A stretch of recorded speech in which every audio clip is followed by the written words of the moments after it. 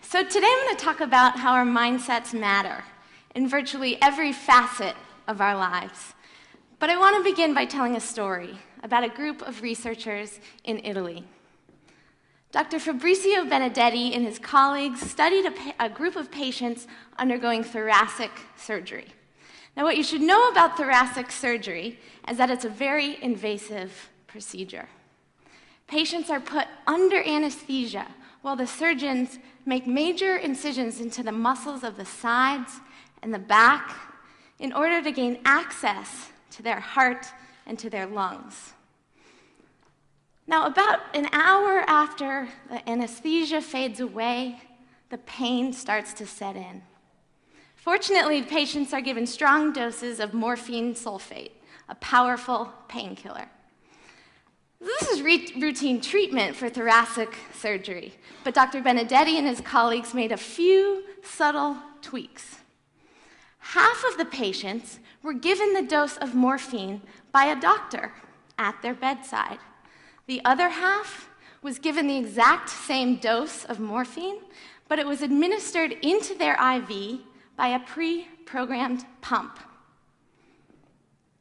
Now, you would think that both of these groups of patients would experience the same relief. But this was not the case. The group that received the morphine by the doctor reported significant reductions in their pain levels.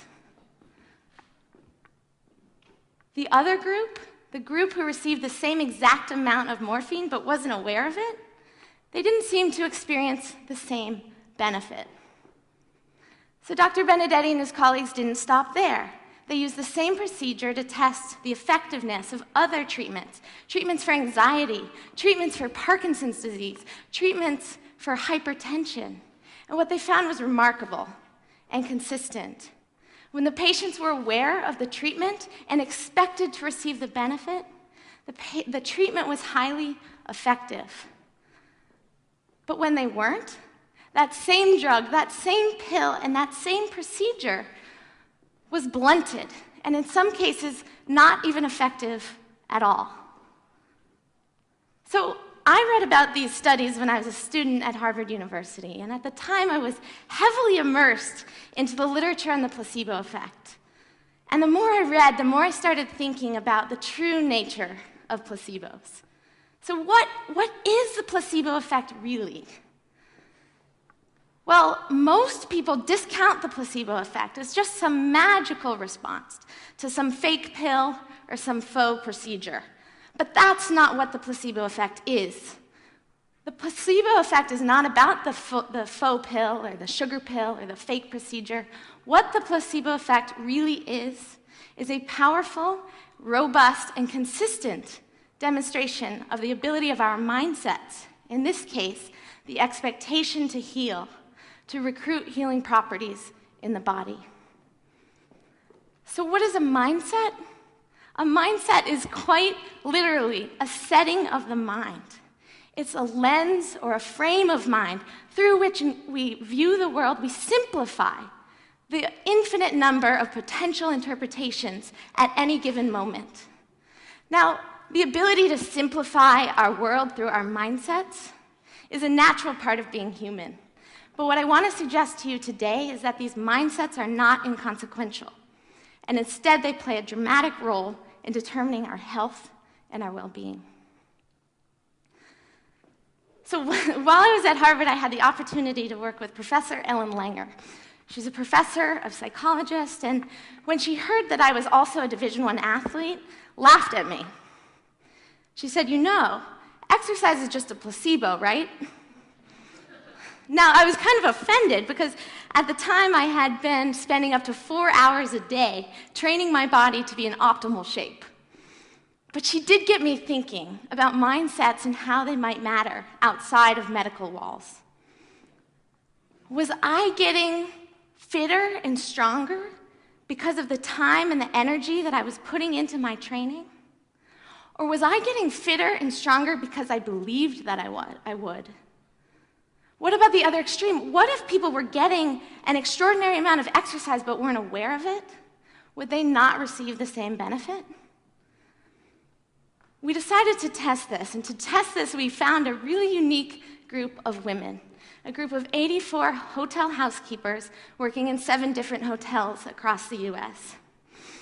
So these women are on their feet all day long. They're using a variety of muscles, and they're burning an extraordinary amount of calories just doing their job. But what's interesting is that these women don't seem to view their work in this light. We asked them, we said, "Do you exercise regularly?" And 2/3 said no. So we said, okay, well, so on a scale of 0 to 10, how much exercise do you get? And 1/3 of them said 0. I get no exercise at all.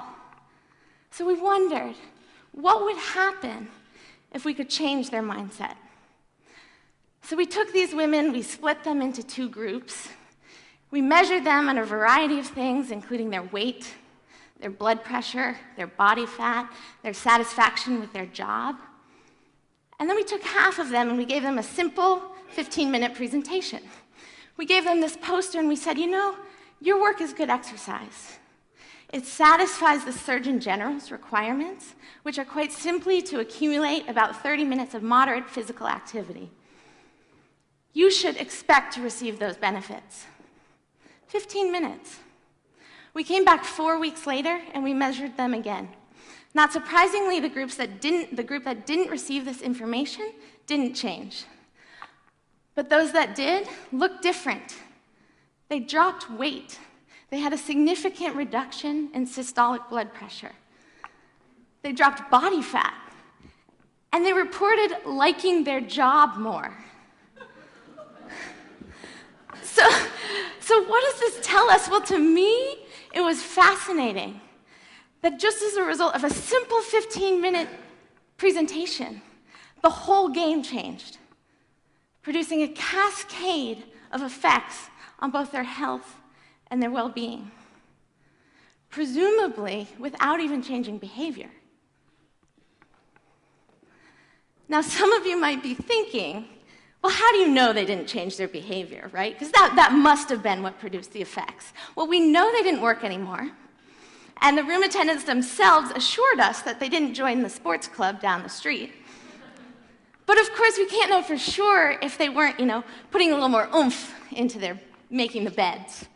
So this question really plagued me. Is there a direct, immediate connection between our mindsets and our bodies? So to test this, I worked with my colleagues at Yale, Kelly Brownell, Will Corbin, and Peter Salovey, and we did so by making a big batch of milkshakes. So we made this big batch of milkshakes, and then we invited people to come to our lab to try the milkshakes, and in exchange, we would give them $75. Sounds great, right? Well, the less appealing aspect of the agreement was that while they were drinking the shakes, we had them hooked up to an IV so we could get their blood samples. We were out to measure ghrelin. Ghrelin is a peptide. It's secreted in the gut. The medical experts call this the hunger hormone.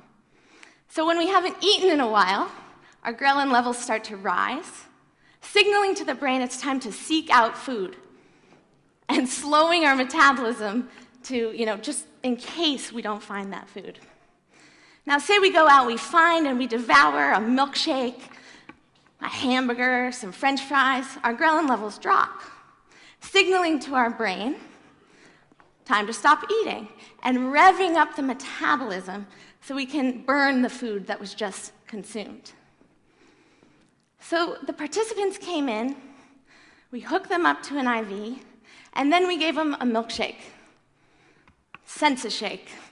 This is 0% fat, 140 calories, 0 added sugar. This is guilt-free satisfaction. So they drank this shake, and in response, their ghrelin levels dropped, but only very slightly, signaling to the brain that some food had been consumed, but not a whole lot. So a week later, they came back to our lab. We hooked them up to an IV again, and we gave them this shake. 620 calories, 30 30 grams of fat, 56 grams of sugar. Now this is decadence you deserve. And in response to this shake, their ghrelin levels dropped again, but this time at a significantly steeper rate, about 3 times more than the shake they had before. Now, this would make good sense to any metabolic nutritionist who understands that the drop in ghrelin is proportional to the amount of calories consumed. But there was a catch. In this study, even though the participants thought they had consumed the sensible shake and the indulgent shake, in reality, we gave them the exact same shake at both time points. So what does this tell us? Well, just as in the case when the same amount of morphine produced more or less of an effect depending on our awareness, and just as in the case when the same amount of exercise produced more or less of a benefit depending on how it was construed, here again, our mindsets proved to matter. In this case, suggesting it might not be just calories in and calories out, or the precise makeup of fats, nutrients, but what we believe, what we expect, what we think about the foods we eat that determines our body's response. So in light of this, it behooves us to consider our own lives. What are our mindsets? And how might we begin to shift them, to alter them, to have them be more beneficial? So take stress, for example. What's your mindset about stress? If you're like most people, you have the mindset that stress is bad. Bad, bad, bad. Bad stress. Now, this is not surprising, considering that everywhere we look, there's warnings, labels, yelling at us, reminding us about the negative effects of stress. But the truth of stress is not so clear-cut, and in fact, there's a robust and growing body of research showing that stress can have positive effects, enhancing effects on our health, our well-being, and our performance. Now, I'm not here to try to persuade you that the effects of stress are enhancing, but rather to point out that the truth of stress is like most things in life, and that is, it's uncertain. And therefore, to raise the question, do our mindsets about stress determine our response? So to test this question, I worked with Sean Aker and Peter Salovey, and we worked with a group of 300 employees. This was after the 2008 financial collapse. And we decided they were stressed. They had just heard that 10% of their workforce was going to be laid off, and they were overworked. So we decided to see if we could change their mindset. And we did so by having them watch simple video clips. So I'm going to show them to you here simultaneously, but half of the participants saw the one on the left, half saw the one on the right.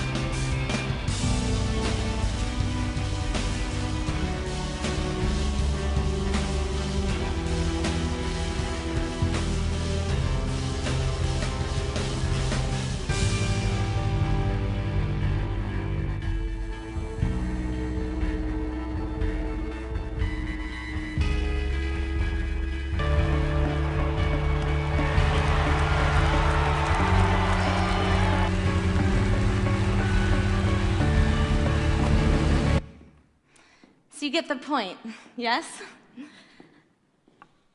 So here we are, in the dark. So here we are. They're watching facts, research, anecdotes, all true, but oriented towards one view or the other. And what we found was interesting. Those who watched these simple 3-minute video clips before the bell rang, before their job began, over the course of the next few weeks reported fewer negative health symptoms, fewer backaches, less muscle tension, less insomnia. And they also reported a higher level of engagement and performance at work. So at this point, I've presented 4 studies that demonstrate the power of mindset in medicine, in exercise, in diet, and in stress. There are many other very talented scholars tackling this phenomena as we speak. Carol Dweck's research demonstrates us that if we can shift our mindset about intelligence and talent as something that's fixed to something that's changeable over time, it can dramatically alter our academic and professional success. Yale epidemiologist Becca Levy's research shows us that if we can change our mindsets about aging, from viewing aging as an inevitable process of deterioration to a process of gaining wisdom, gaining growth, not only shapes the course of how we grow old, but even extends longevity. Ted Kapchuk and his group at Harvard's Program for Placebo Studies is doing cutting-edge work understanding how we can begin to harness and ethically utilize the placebo effect in clinical practice. So though the context is different, the message is the same. Our mindsets matter. Now, don't get me wrong. I'm not saying that medicine doesn't work, or that there are no benefits of exercise, or that what we eat doesn't matter. It does. But the psychological and physiological effect of anything in our lives can and is influenced by our mindset. So is the power of mindset limitless? Probably not. But what I hope I've done for you today is inspired you to reconsider where those limits really are. Because the true task ahead is to begin reclaiming this power for ourselves, to acknowledge the power of mindset, and know that just like this, in just the blink of an eye, we can change the game of any facet of our life quite simply by changing our mindset. Thank you.